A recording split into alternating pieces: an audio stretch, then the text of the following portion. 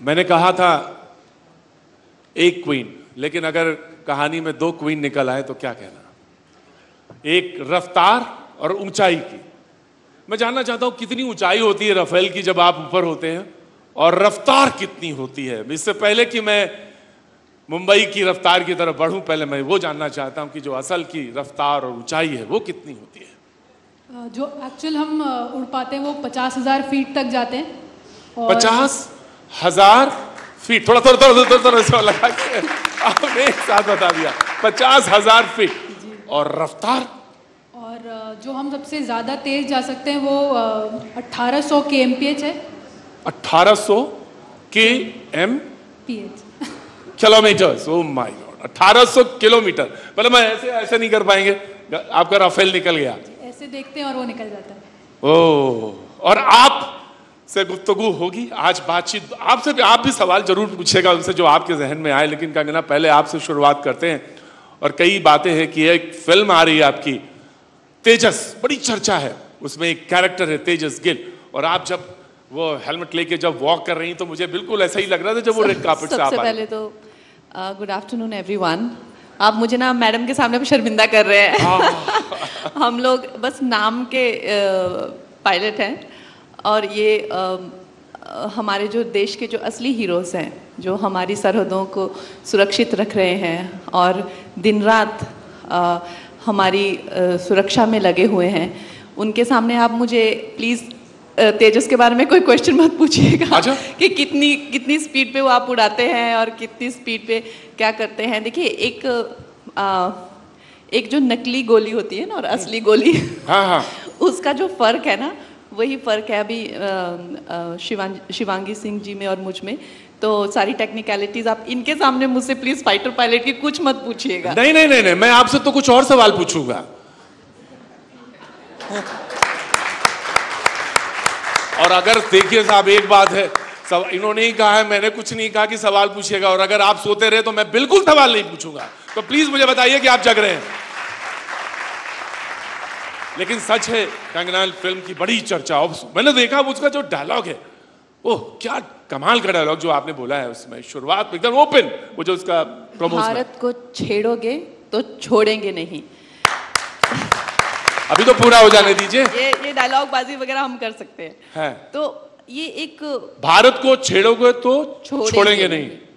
I think जो हमारे जो एक सोल्जर है, चाहे वो आर्मी से बिलोंग करे या नेवी से या एयरफोर्स से, तो एक उनकी एक आई थिंक एक ode to a soldier's life है तेजस, वास्तविकता में, कि सारी उम्र वो युद्ध जाने की तैयारियां करते रहते हैं, और जब उनके लिए युद्ध का वक्त आता है तो क्या उनकी भावनाएं होती हैं, किस कदर किस बहादुरी से वो देश के लिए लड़ मरते हैं। तो आई थिंक ये जो है, ये सेंटिमेंट हर इंडियन से रेजोनेट करेगा। और हमारे जो प्रोड्यूसर हैं रॉनी स्क्रूवाला, जिन्होंने उससे पहले भी उरी फिल्म बनाई है, वो भी काफ़ी बड़े देशभक्त हैं। तो ये हम सब देशभक्तों ने मिलके एक हमारी तरफ से एक ओड है ये, जो हमारे डिफेंस फोर्सेस हैं। बिल्कुल, मैं देशभक्त पे ही आऊँगा, मैं बिल्कुल वही सवाल रखूँगा आपसे। लेकिन मैं एक सवाल आपसे जानना चाहता हूँ। आप अभी कुछ दिन जैसे वो जिक्र कर रही थी ना, आप कुछ दिन पहले की बात है, वो चीन से टेंशन जरा एक्सकेलेट हो गया। मैं लेह में था उस वक्त, मैं लेह में था, एक्सकेलेट हो गए, और आप पता चला राफेल ने पहली बार उड़ान भरी वहाँ पे। तो उड़ान भरते समय मतलब एक पूछा मैंने किसी माउंटेनरिंग से कि जब आप माउंट एवरेस्ट पे पहुँचे, आपने वो फतेह की और आपने फ्लैग लगाया, तो क्या दिमाग में था? मैं वही जानना चाहता हूँ, उस वक्त आपके जहन में क्या था? जब हम फ्लाई करते हैं तो जब ये सिचुएशन हुआ, उस टाइम पे बहुत ही, अगर मैं फ्रैंक होके बोलूँ तो मैंने सब कुछ रिवाइज कर लिया जो मुझे सिखाया गया था अपनी ट्रेनिंग में, कि how to fight, what to do, अगर एट दिस मोमेंट अगर कुछ हुआ तो मुझे क्या करना चाहिए। I think as a pilot मेरे दिमाग में वही रहता है, बट ऑन ग्राउंड मुझे लगता है कि शायद मेरी जितनी भी ट्रेनिंग है वो सफल हो जाएगी आज अगर कुछ हुआ तो। बट खुदा ना खास्ता नहीं होना चाहिए, जब तक नहीं है तब तक अच्छा है। और जितनी आर्मी का तो रूल है, जितनी अच्छी ट्रेनिंग उतनी अच्छा कमाल। और मैं वही बात कर रहा हूँ। लेकिन आपने जब ये फिल्म करी तो लोगों ने कहा कि आपकी पर्सनालिटी से बिल्कुल एक फाइटर वाली जो भूमिका है ना आपकी, वो पर्सनल जिंदगी में भी और आसपास वो दिखती है। तो आप फाइटर हैं सच में? आई थिंक वो एक एस्पेक्ट है जो मैं कहूँगी कि मैम में और मुझ में सेम है, कि हम लोगों की फाइटिंग स्पिरिट और देश के लिए कुछ करने का जज्बा, देश के लिए लड़ने मरने का जज्बा, वो मुझ में भी है। तो इस करके ऐसे कैरेक्टर्स मुझसे ज़्यादा रेजोनेट करते हैं, मैं ज़्यादा आइडेंटिफाई कर पाती हूँ इस कैरेक्टर से। वो जो डायलॉग था ना आपका कि भारत किसी को छेड़ता नहीं, और अगर कोई भारत को छेड़े तो भारत उसे छोड़ता नहीं, प्रधानमंत्री ने ये बोला था। ये मेरी टीम से आपको पूछना पड़ेगा, लेकिन ऑफ कोर्स जो हमारे प्रधानमंत्री जी हैं उनका जो उनकी जो देशभक्ति है, उनके जो संस्कार हैं देश के लिए, उनकी जो भावनाएं हैं, वो सबके लिए प्रेरणात्मक हैं, हम सबके लिए प्रेरणा का स्रोत हैं। और आज जिस तरह से वो चाहे सर्जिकल स्ट्राइक्स हों, चाहे फ्रंट फुट पे किसी भी एनिमी को, पाकिस्तान को, चीन को जवाब देना हो, ये नया भारत का जो दौर है, जो उरी में भी बताया गया था कि ये नया भारत है, ये घर में घुस के मारेगा, तो वो भी मुझे लगता है अमृतकाल का ही दौर है। तो उनसे प्रेरणा सभी लेते हैं, हम डेफिनेटली उनसे प्रेरणा लेते हैं। और ये नया भारत है, घर में घुस कर मारेगा, और जब इस पे लोग सवाल उठा लेते हैं तब आपको बहुत गुस्सा आता है, तब तो आप ट्विटर उठा लेती हैं, वही आपका गांडीव है। आप तुरंत गांडीव उठाती हैं, अपना ट्विटर उठाती हैं और तुरंत जवाब देती हैं, क्योंकि जैसे ही कहते हैं ना, भारत ये नया भारत है, नया भारत सोचता हुआ भारत है, और ये तुरंत जवाब देता है। देखिए, हमें आजकल इस दौर में आई थिंक जो महिला सशक्तिकरण का जो दौर है, तो डेफिनेटली कुछ लोगों को आपत्ति होती है कि क्यों महिलाएं जो है इस तरह से बहस करती हैं या जवाब देती हैं, लेकिन उसी तरह से बहुत सारे ऐसे लोग भी हैं जो इनकरेज करते हैं, कहीं ना कहीं हमारे लिए भी प्रेरणा का स्रोत है। तो मुझे लगता है ये भी नया भारत है, यहाँ की जो लड़कियाँ हैं वो लड़कों से कम नहीं हैं। अच्छा, ये जो आपका देश प्रेम है, ये राष्ट्रवाद है, मैं देख रहा था आपकी ट्विटर वॉल देख रहा था, उसमें तमाम सारी चीज़ें थी। वो लोग कहते हैं कि ये आपका राष्ट्रवाद, ये जो है वो कुछ फ़र्क है, मुख्तलिफ है दूसरे वाले से, जिसमें बैलेंस है, बैलेंस होना चाहिए, वो ये कहते हैं। आपका राष्ट्रवाद कुछ अलग है, ऐसा देखती है, या कि नहीं ये बेकार की बात है, राष्ट्रवाद तो राष्ट्रवाद होता है? देखिए, मैं इतनी समझदार नहीं हूँ, मुझे सिर्फ एक बात समझ आती है कि दुनिया में 2 टाइप के लोग होते हैं।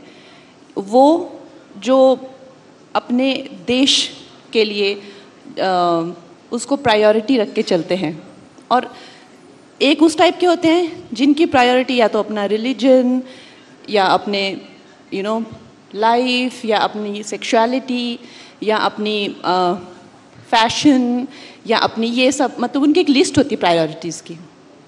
और मुझे नहीं लगता कि दुनिया में हिंदू मुसलमान होते हैं, या सिख या ईसाई होते हैं, या जूस या क्रिश्चियंस होते हैं। मुझे लगता है दुनिया में या तो देशभक्त होते हैं या जो देशभक्त नहीं होते हैं, बस। या तो 2 ही लोग हैं, या तो देशभक्त होते हैं। मैं बहुत ही एक साधारण सोच रखने वाली हूँ, मेरी सोच बहुत साधारण है, तो मेरे लिए दुनिया में 2 ही टाइप के लोग हैं। ये जो बातें बनाते हैं ना, बैलेंस बनाओ, ये करो, वो करो, उन लोगों के पास लंबा लिस्ट है। जैसे मिसाल के तौर पे सेकुलर होना, हाँ, ये लोग बातें बनाते हैं ना, घुमाते हैं ये लोग। सेकुलर होना, अगर देश पे अटैक हो जाए तो एक थप्पड़, एक गाल पे पड़े तो दूसरा थप्पड़ भी गाल भी दे दो। वो तो गांधी जी ने कहा था। नहीं, ये वो तब तक कह रहे हैं जब तक पड़ोसी के गाल को थप्पड़ पड़ रहा है। जब अपने गाल पे थप्पड़ पड़ेगा तो वो नेता बोस के फिर वो तक में सुनाएंगे कि मेरे घर की चीज़ें अब लेके जा रहे हैं, मेरी बहू बेटियों को लेके जा रहे हैं, तो अब वो लोग हिंसा करेंगे। तो ये दोगले लोग हैं। जब तक पड़ोसी के साथ ऐसा हो रहा है, जब तक सरहदों पे सैनिकों का खून बह रहा है, तब तक वो इस तरह की बातें करते हैं कि अहिंसा परमो धर्म।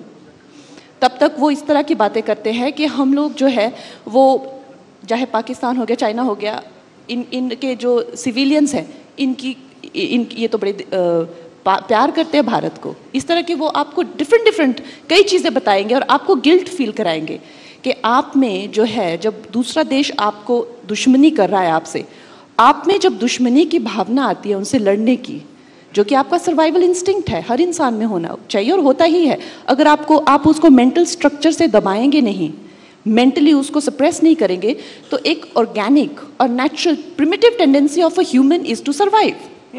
और धर्म भी कहता है अपने प्राणों की रक्षा करना आपका सबसे बड़ा धर्म है, ये धर्म कहता है। बिल्कुल। तो जब भी कोई इंसान आपको ये एनो तेनो करते हैं ना, तो उनका मतलब यही होता है, एक तो वो एसेंशियली कावर्ड्स होते हैं, नंबर 1। नंबर 2, एसेंशियली वो सेल्फिश होते हैं। जब तक दूसरे की इज्जत लुट रही है, दूसरे की बहन बेटियां मर रही हैं, तब तक वो आपको लेक्चर देंगे।